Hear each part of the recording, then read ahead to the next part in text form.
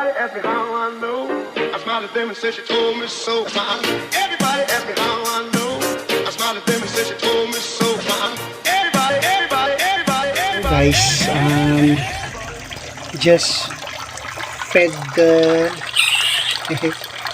kapapakain na po natin ang ating mga hito at naubos na po nila yung 1/4 o 1/3 cup po ng ating measurement.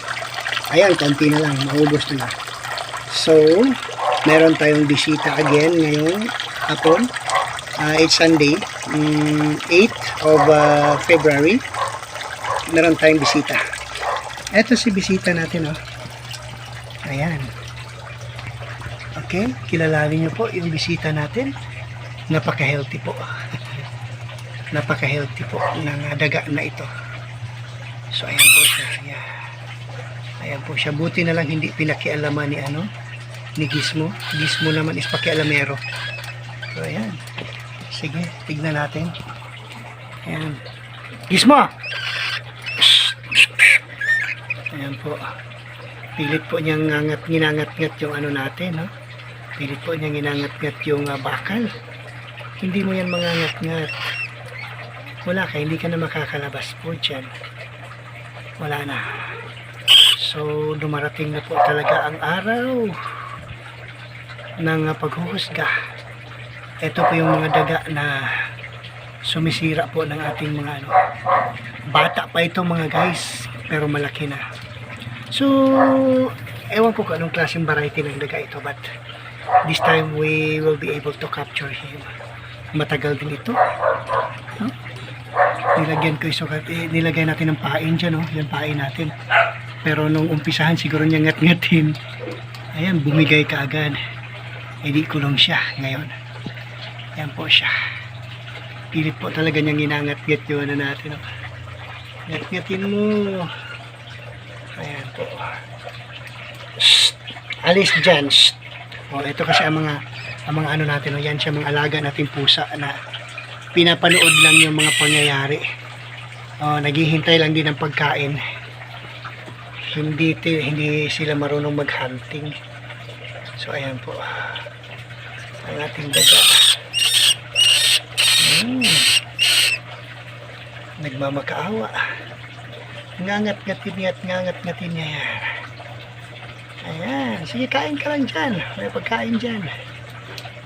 So, huling-huli talaga siya mga kaibigan. Ayan. Tingnan po natin kung hanggang kailan kaya niyang ngangat-ngatin yan. Ayan po. So, balikan po natin yung ating alagang hito.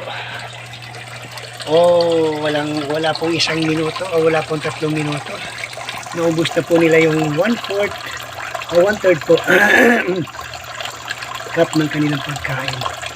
At napapansin po natin malabo na po ang tubig. Busog na yan, no? Tayo sa baba. Busog yan sila. Busog na po yan. Pinapakain natin yung kayo ng mga alas 6 ng umaga, alas 7. Ngayon, alas 2 na ng hapon. Paglagay ng pagkain, kubos ka agad. Yan po sila. So, balikan po natin itong ating bisita. Kasi, talagang maghanap talaga ng paraan na ayan, pang ko na ito pang 3 huli, no? This time, I would consider na malaki siya. Kasi bata pa to So, kung mapapabayaan talaga ito ay sana nyo? See? May napapansin lang ako mga guys. Nakikita nyo yung lupa dyan. Tinatabunan na yung bakal. Kasi nga, ang sa tingin ko dyan ay parang tinatabunan niya ayan hindi mo na makita yung baka, lupa na siya. Ayan. So like, share, comment, and of course subscribe. Ayan, maghahanap ng paraan yan para makakalabas. Anong gagawin natin sa laga na ito? Hindi natin pabayaan yan kasi papatayin talaga natin yan.